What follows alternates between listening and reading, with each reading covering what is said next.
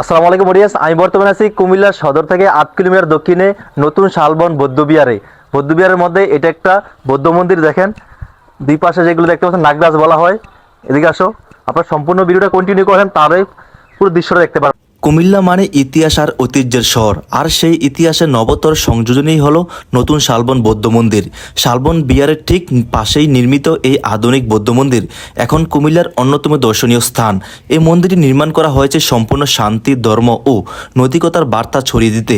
এখানে প্রবেশ করলে যে জিনিসটি সবচেয়ে বেশি নজর কাড়ে সেটা হলো বিশাল বৌদ্ধ মূর্তি, যার সামনে দাঁড়ালেই মন যেন শান্ত হয়ে যায়। এখানে হচ্ছে ডোনেশন বক্স, আপনারা যারা ডোনেশন করবেন এখানে ডোনেশন করতে পারবেন। মন্দিরের চারপাশে রয়েছে সুসজ্জিত বাগান, পরিষ্কার পথ আর প্রার্থনার জন্য আলাদা জায়গা।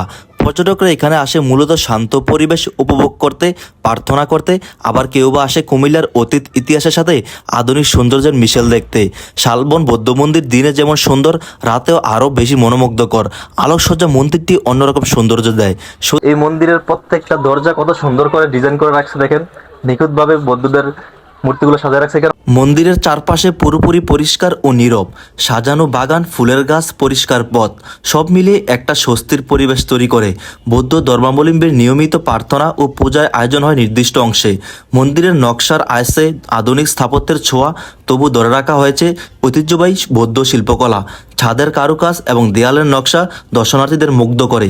এখানে আসলে কয়েকটি নিয়ম মানতে হবে: জুতা বাইরে রাখতে হবে, ভেতরে নীরবতা বজায় রাখতে হবে, ধর্মীয় আচার দেখানো বাধ্যতামূলক। আর কুমিল্লা নতুন শালবন বৌদ্ধবিহারের মধ্যে এই বৌদ্ধ মন্দির আসলে আপনাকে অবশ্যই টিকিট নিয়ে আসতে হবে। যারা বাংলাদেশের মানুষ, 30 টাকা টিকিট। স্টুডেন্ট হোক যাই হন, আপনার কোনো ছাড় নাই। আর অবশ্যই আপনার জুতাগুলো বাইরে রাখতে হবে। জুতাগুলো বাইরে রাখার জন্য ওনাদের প্লেস আছে এখানে, কারণ ওনাদের এটা ধর্মীয় চর্চা কেন্দ্র।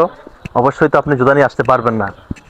শালবন বিহার, ময়নামতি জাদুঘর, বার্ড। কুমিল্লায় ঘুরতে এলে নতুন শালবন বৌদ্ধ মন্দির দেখা না হলে ঘুরে আসাটাই অসম্পূর্ণ থেকে যাবে। এই ছিল আজকের ছোট্ট ভ্রমণ কুমিল্লার নতুন শালবন বৌদ্ধ মন্দির। ভালো লাগলে ভিডিওটি শেয়ার করবেন সবাই। ভালো থাকবেন। আসসালামু আলাইকুম।